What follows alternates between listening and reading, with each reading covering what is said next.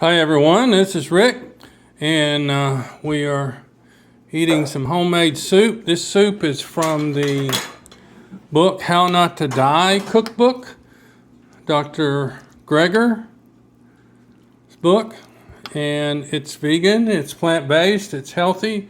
You can see broccoli, there's some Napa cabbage in it, there's carrots, this is tofu, and what I've got is some zoodles, zucchini noodles that I made with the spiralizer I just got.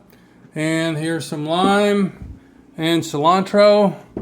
And we can eat it just like pho. We've had this before. It's very good. And it's steaming up my camera. My wife is putting on, Miss Bonnie is putting on a bib because this is Asian soup and it gets all over you.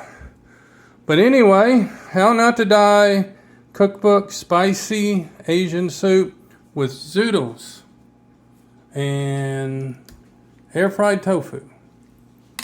Thank you for watching. Please like and subscribe.